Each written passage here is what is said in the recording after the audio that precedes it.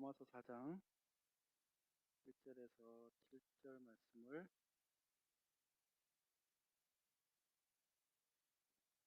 제가 분독해 드리겠습니다. 그런즉 육신으로 우리 조상인 아브라함이 무엇을 얻었다 하리요? 만일 아브라함이 행위로서 의롭다 하심을 받았으면 자랑할 것이 있으려니와 하나님 앞에서는 없느니라. 성경이 무엇을 말하느냐? 아브라함이 하나님을 믿음에 그것이 그에게 의로 여겨진 바 되었느니라. 일하는 자에게는 그 삭시 은혜로 여겨지지 아니하고 보수로 여겨지거니와. 3절까지인데 4절까지 읽었습니다.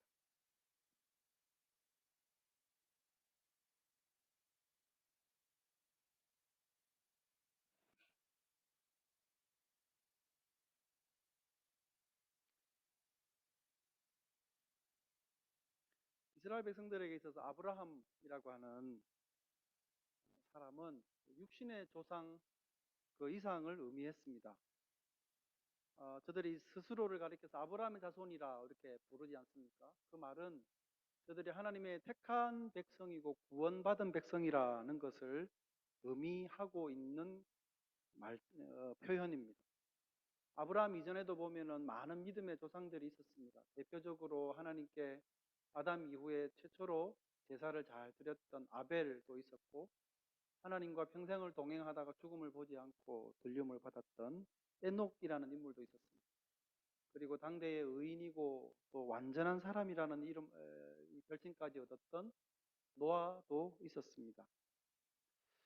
이들도 분명히 히브리 민족들의 조상입니다. 그런데 이스라엘 백성들은 스스로를 가리켜서 아벨의 후손이다, 에녹의 후손이다, 노아의 후손이다 라고 말하기보다는 이 아브라함의 후손, 아브라함의 자손이다 라고 이렇게 이야기를 합니다. 그러니까 이 구원의 기원을 아브라함에게 둔다는 이야기입니다. 우리가 신약 성경을 보더라도 구원의 기원은 항상 이 아브라함에게로 거슬러 올라가게 됩니다. 우리 오늘 지금 로마서를 우리가 보고 있는데, 로마서를 기록한 바울 사도가 물론 갈라디아서에서도 그렇고 역시 신약 성경에 보면 바울 사도도 이 구원의 기원을 이 아브라함에게 거슬러 올라가서 찾고 있습니다. 물론 바울 사도만 그런 것이 아니라 이 마태복음에도 보면 잘 아시는 대로 1장을 이렇게 시작하죠. 아브라함과 다윗의 자손 예수 그리스도의 계보라고 시작을 합니다. 아브라함과 다윗의 자손. 누가도 보면은 예수님의 모친이었던 마리아가 성령에 의해서 잉태됨을 깨닫고 나중에 복중에서 이 태가 노는 것을 느끼고는 이렇게 하나님께 찬양했다고 인용을 합니다. 누가복음 1장 54절 이하에 보면 그 종 이스라엘을 도우사 긍휼히 여기시고 기억하시되 우리 조상에게 말씀하신 것과 같이 아브라함과 그 자손에게 영원히 하시리로다 하니라고 기록을 합니다. 그러니까 이처럼 이 아브라함이라고 하는 인물은 이스라엘 백성들에게 있어서 믿음의 조상들 중에서도 특별하게 여겨지던 존재였습니다. 그런데 이 아브라함과 관련해서 이스라엘 백성들이 갖고 있었던 큰 오해가 하나 있었습니다. 그게 뭔가 그러면 아브라함이 하나님께 의롭다함을 받은 것이 그가 행했던 의로운 행실 때문이고 순종 때문이라고 이렇게 믿고 있었다는 점이었습니다. 그러니까 아브라함이 행위가 아니라 믿음으로 구원을 받았다라고 하는 사실은 지금 우리들에게는 너무나 당연한 이야기고 너무나 당연해서 사실은 더 이상 언급을 하지 않아도 될 만큼 확실히 우리가 아는 부분이지만 당시 유대인들에게는 그렇지 않았다는 사실입니다. 하나님께 그가 철저히 순종을 했기 때문에 그가 하나님께 의롭다함을 받았다라고 유대인들은 믿고 있었습니다. 도대체 그 사람들은 어떤 근거로 이런 믿음을 갖고 있었는가? 창세기 22장으로 거슬러 갑니다. 창세기 22장에 보면 여러분 잘 아시는 이 아브라함이 하나님의 명령대로 아들 이삭을 바치라고 한 이 명령을 따라서 모리아 산에서 이삭을 하나님께 제물로 드리려고 했던 그 장면이 담겨져 있는 장입니다. 그 중에서도 16절과 17절을 유대인들은 꼽습니다. 22장 16, 17절에 보면 창세기 이르시되 여호와께서 이르시기를 내가 나를 가리켜 맹세하노니 네가 이같이 행하여 내 아들 독자도 아끼지 아니하였은즉 내가 너에게 큰 복을 주고 너의 씨가 크게 번성하여 하늘의 별과 같고 바닷가의 모래와 같게 하리니 너의 씨가 그 대적의 성문을 차지할 것이다 라고 하나님이 말씀을 하십니다. 그러니까 이 두 구절만 딱 떼서 보면 유대인들의 믿음이 맞는 것 같습니다. 아브라함이 아들을 바치라고 한 이 명령까지도 순종을 해서 아들을 바치려 함으로써 하나님께서 그의 큰 이 의로운 이 행실을 보고 그에게 자손과 땅에 대한 약속을 해주셨다라고 생각을 할 수 있다는 것이죠. 그런데 성경을 조금 읽어본 분들이라면 이러한 유대인들의 믿음과 그 성경적인 근거로 되고 있는 이 구절에 문제가 있다는 것을 잘 아실 것입니다. 왜냐하면 아브라함이 하나님께 의롭다함을 받게 되었던 이 일이 조금 전에 나누어 드렸던 이 창세기 22장에 모리아산에서 아브라함이 아들 이삭을 바치려고 했던 이 일 훨씬 이전에 먼저 일어났다는 사실을 우리가 잘 알고 있기 때문에 그렇습니다. 다시 말씀을 드려서 아브라함이 모리아산에서 자기 아들 이삭을 바치려고 했던 이 사건은 하나님으로부터 의롭다함을 받게 된 이유가 되는 사건이 아니라 그가 하나님에 의해서 은혜로 의롭다함을 입은 후에 그 결과로 믿음을 나타내는 행실이 드러나는 사건이라고 우리가 봐야 되는 것입니다. 그럼에도 불구하고 당시 유대인들은 그가 하나님께 순종함으로써 의롭다함을 얻었다라고 하는 믿음을 갖고 있었고 이런 믿음은 당대에 있었던 많은 다른 유대 문헌들에도 그대로 담겨져 있습니다. 우리가 흔히 외경이라고 부르는 마카비서라는 책이 있는데요. 마카비서 1장에 보면 2장 52절에 아브라함이 시험 받을 때 신실하여 그것이 그에게 의로 여겨지지 아니하였느냐라고 기록이 되어져 있습니다. 그러니까 그 시험이란 것은 바로 이 아들 이삭을 바친 그 창세기 22장의 내용을 말하는 것이죠. 또 유대인들의 제2의 경전서라고 하는 희년서, Book of Jubiles라고 되어 있는데 이 책에도 보면 이렇게 되어 있습니다. 아브라함은 여호와와의 모든 관계에서 완전했으며 그의 일생에 걸친 의로서 은총을 입었다. 그러니까 그가 하나님께 매우 온전하고 이 일생에 걸쳐서 의로운 행위를 했기 때문에 하나님의 은총을 얻었다는 믿음을 유대인들은 강하게 당시에 가지고 있었습니다. 이게 아브라함에 대한 유대인들의 당시 생각이었습니다. 이런 생각들 때문에 유대인들 스스로도 아브라함처럼 그렇게 율법을 온전히 지키는 그런 행위를 통해서 자신들도 구원에 이르게 된다는 신앙이 당시에는 그들 사이에 세워져 있었던 겁니다.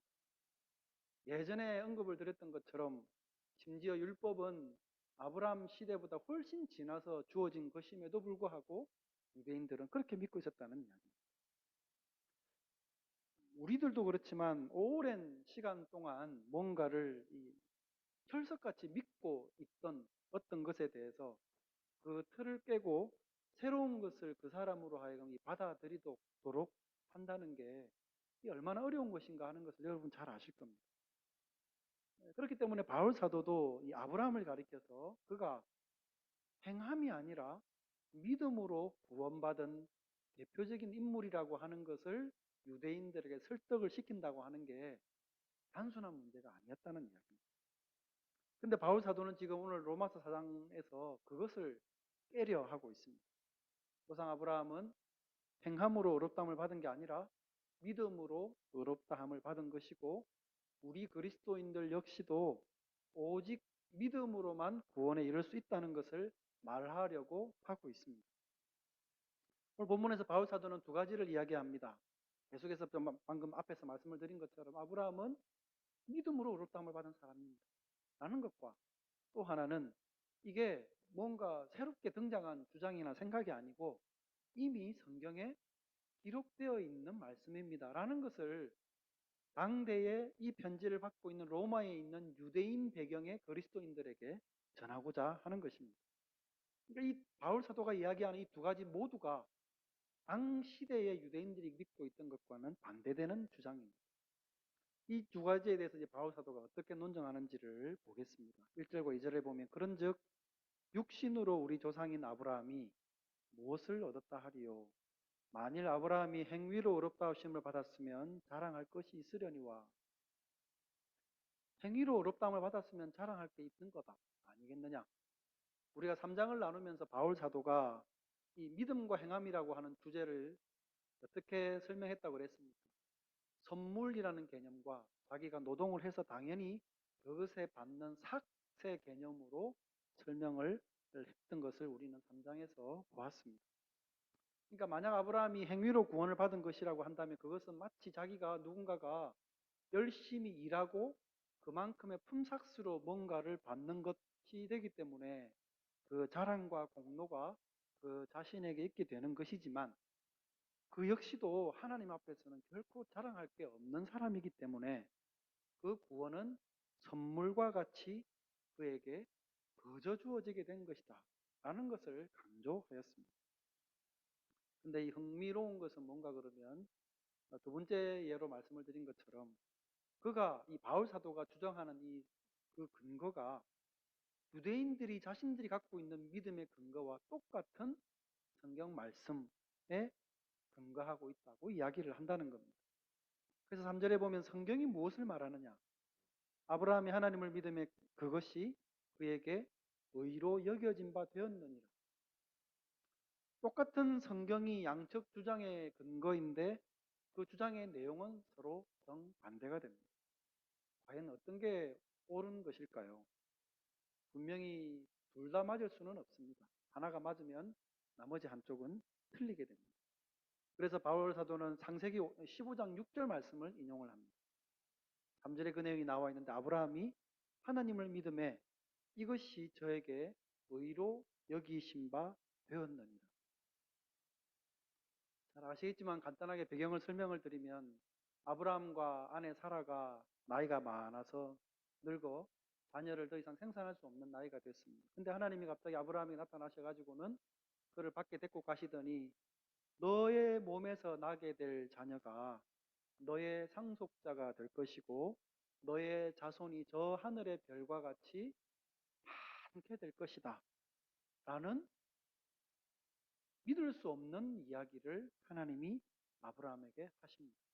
근데 아브라함은 그 이야기를 듣고는 자기와 자기 아내의 형편을 살피지 않고 그 말씀을 듣고는 믿었다는 거죠. 그래서 하나님께서 그 믿음을 보시고 그 믿음을 그에게 의로 여기셨다 라는 내용이 거기에 창세기 15장에 담겨져 있습니다. 그러니까 당연히 아들 이삭을, 그때는 아들을 낳기도 전이니까 아들 이삭을 하나님께 바치려고 순종하는 모습을 보였던 것은 그로부터 한참 후의 일인 것이죠. 이 말씀을 들어서 아브라함이 의롭다함을 받은 것은 아들을 바치려고 하는 그 순종적인 행위 때문이 아니고 그가 하나님이 그에게 훨씬 이전에 그에게 약속하셨던 그 약속을 그가 믿었기 때문이라고 바울 사도가 이야기를 하는 것입니다. 방금 바울 사도가 인용을 했던 창세기 15장 6절의 말씀은 우리가 이 구원교리라는 관점에서 볼 때 매우 중요한 말씀입니다. 왜냐하면 이 성경에서 믿음으로 말미암아 의를 얻게 된다라고 하는 이 표현이 적혀 있는 최초의 말씀이기 때문에 그렇습니다. 믿음으로 의롭다함을 받는다라고 하는 소위 말하는 우리가 이신칭의라고 그러지 않습니까? 이 이신칭의의 복음은 바울 사도 자기 자신이 만들어낸 것도 아니고 뭔가 개발해낸 것도 아니고 또한 심지어는 유대인들이 정확하게 몰라서 그렇지 그들에게 낯선 것도 아니라는 거죠. 원래 구약 성경에서부터 기록되어져 있는 것이라는 것을 저 유대인 배경을 갖고 있는 그리스도인들에게 가르치고 있는 것입니다.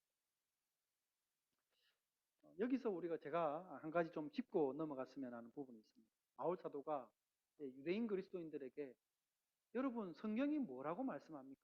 성경이 뭐라고 말합니까? 라고 물었던 이 질문에 담겨져 있는 뜻이 뭘까라는 부분을 우리가 좀 생각을 해야 된다고 생각합니다. 이 질문을 바울 사도가 그들에게 했을 때에는 몇 가지 차원의 전제가 깔려 있습니다. 첫 번째는 성경이 뭐라고 말하느냐. 성경이 말한다. 일종의 의인화지 않습니까? 그러니까 성경을 의인화해서 성경이 말씀하신다라고 이야기할 때 성경이 뭐라고 말하느냐라고 되묻는다는 것은 성경이 말하고 있는 그 내용은 하나님이 말씀하시는 것과 전혀 다르지 않은 똑같은 의미로 받아들여지고 있다는 거예요. 성경이 뭐라고 말하느냐라고 하면서 그 내용을 이야기를 한다는 것은 그것은 하나님의 말씀하시는 것과 전혀 다를 바가 없다는 것을 바울이 믿을 뿐만 아니라 듣고 있는 독자인 유대인 그리스도인들도 당신네들도 그것을 우리 모두가 공감하고 있는 부분이지 않느냐는 것을 말하는 거예요. 성경이 뭐라고 말씀합니까? 또 하나는 현재 시제로 물었죠. 성경이 뭐라고 말씀했습니까가 아니고 성경이 뭐라고 말씀하고 있습니까? 그것은 이미 구약 성경은 오래전에 기록이 되어져 있는데 그게 성경이 과거에 기록된 말씀임에도 불구하고 뭐라고 기록되어져 있었습니까가 아니라 뭐라고 말씀하고 있습니까? 라고 이야기를 한다는 것은 그 과거에 기록된 그 말씀이 지금 말씀을 적고 있고 듣고 있는 당대의 독자들에게도 현재적으로 말씀하고 있다는 뜻입니다. 그러니까 이 말씀이 우리에게 지금 이렇게 말씀하고 있다라는 것은 하나님께서 지금 우리에게 똑같이 시대를 초월해서 전하고 있는 그 말씀이라는 것을 강조하고 있는 거예요. 한 가지 더 말씀을 드리면 성경이 뭐라고 말씀합니까? 라고 물을 때 이 말은 성경이야말로 모든 논란거리의 최종적인 판결이 되어지는 근거가 되어진다는 이야기입니다. 우리가 누구와 논쟁을 하든 누구와 말다툼을 하든 성경은 이렇게 말씀한다 라고 이야기를 했을 때 그것은 최종적인 답은 이 성경에서부터 우리가 얻어야 된다는 믿음을 바울이 갖고 있을 뿐만 아니라 독자들에게도 그것을 이야기를 하고 있는 것입니다. 그러니까 이런 기본적인 믿음에 근거해서 바울 사도가 성경이 뭐라고 말하느냐라고 묻고 있는 겁니다. 이것은 우리들에게도 역시 마찬가지입니다. 우리가 뭔가에 대해서 믿음에 대해서 이야기할 때 성경이 우리에게 뭐라고 말씀합니까? 라고 하는 것은 하나님이 우리에게 지금 말씀하고 있는 것이고 또한 하나님께서 현재적으로 말씀을 하고 있는 것이고 그 모든 최종적인 권위가 여기에 있다는 것을 우리가 알아야 되고 믿어야 한다는 것입니다. 그런 차원에서 바울 사도는 유대인 그리스도인들에게 이렇게 물음으로써 성경에 기록된 것이 바로 진리이고 최종적인 권위다라는 것을 자기 자신뿐만 아니라 독자들도 공감하고 있는 점이라는 것을 분명히 하고 자기가 하는 이야기를 합니다. 그렇다면 이 성경을 제시하게 되어졌을 때 그 내용에 반하는 이견을 누가 낼 수 있겠습니까? 그리고는 바울이 이야기합니다. 아브라함은 믿음으로 의롭다함을 받은 것입니다. 왜요? 성경이 그렇게 말씀하고 있기 때문에. 그래서 그가 제시했던 게 창세기 15장 6절 말씀이었던 거죠. 이것을 비록 구약 성경을 갖고 있었지만 유대인들도 그러나 성경이 그렇게 말씀하고 있다는 것을 제시한 바울에게 어느 유대인들이 무슨 말로 이 논리를 에 대해서 반론을 펼 수가 있겠습니까? 이렇게 함으로써 바울 사도는 성경이 말씀하는 바 아브라함은 행위로 구원을 받은 게 아니고 믿음으로 구원을 받은 것입니다. 라는 것을 분명히 이야기했습니다. 저는 여기서 한 가지 더 덧붙여서 좀 말씀을 드렸으면 합니다.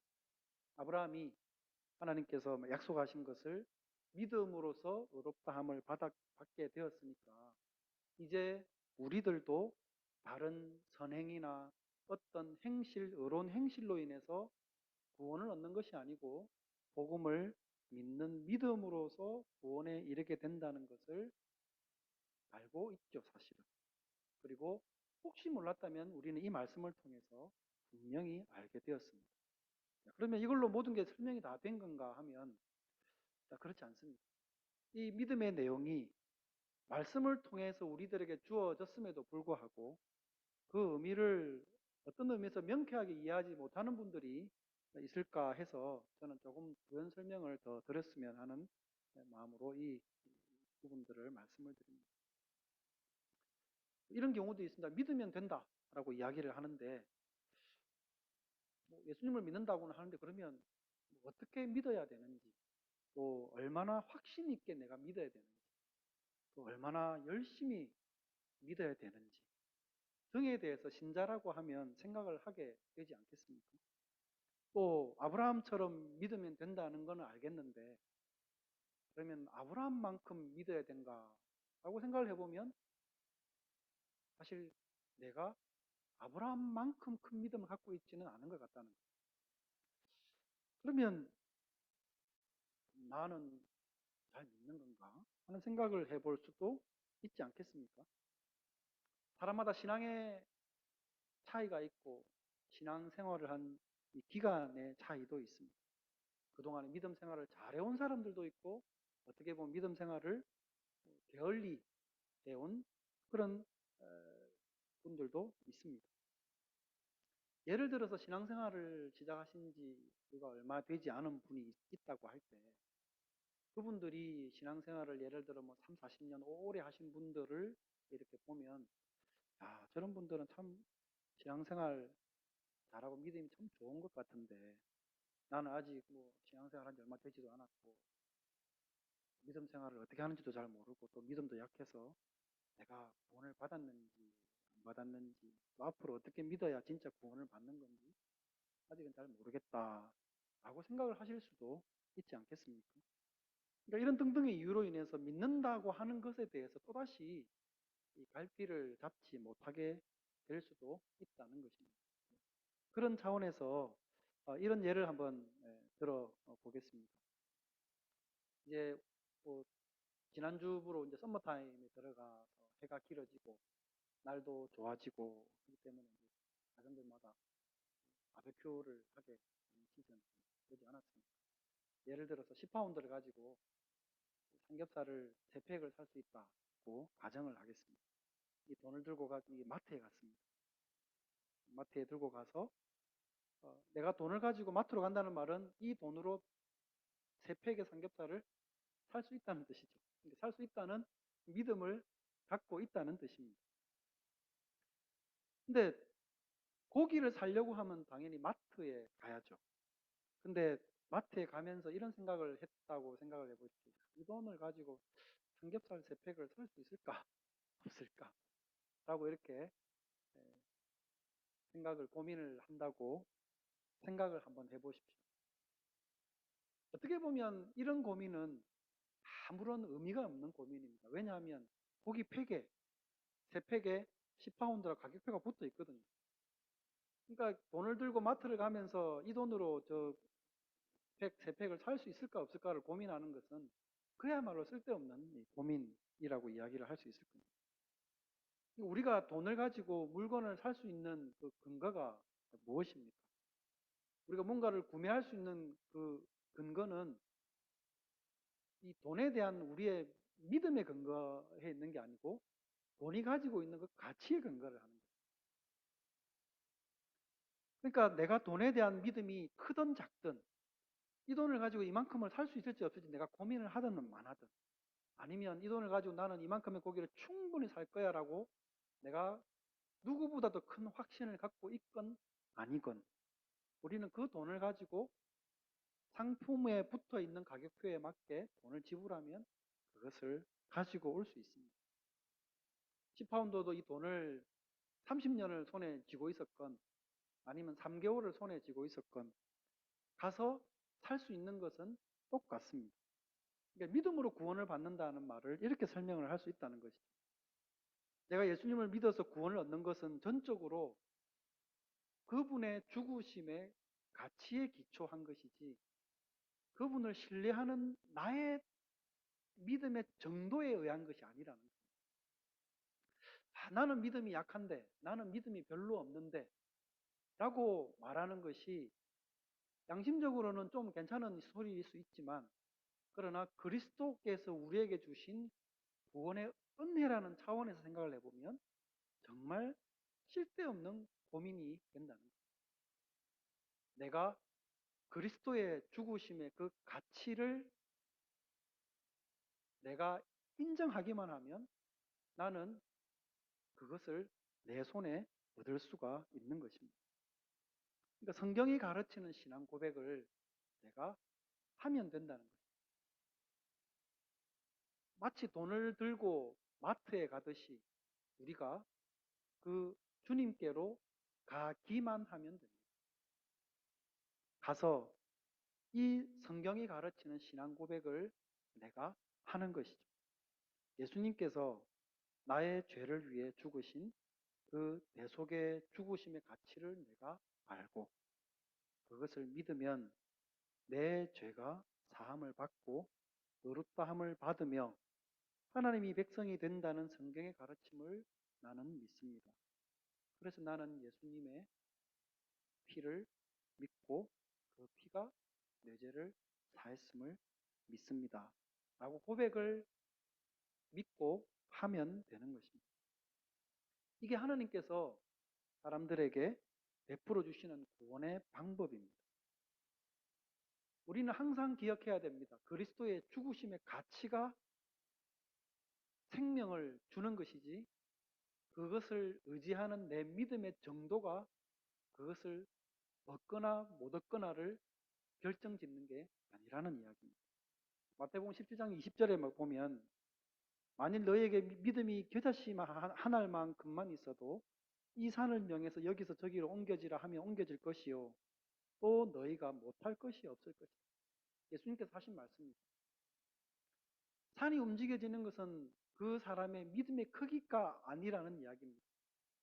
겨자씨만한 믿음만 있으면 정말 쬐끄만한 믿음만 있으면 그것을 옮기는 것은 하나님의 권능의 크기를 말하는 것이지 그 사람의 믿음의 크기를 말하는 게 아니라는 겁니다.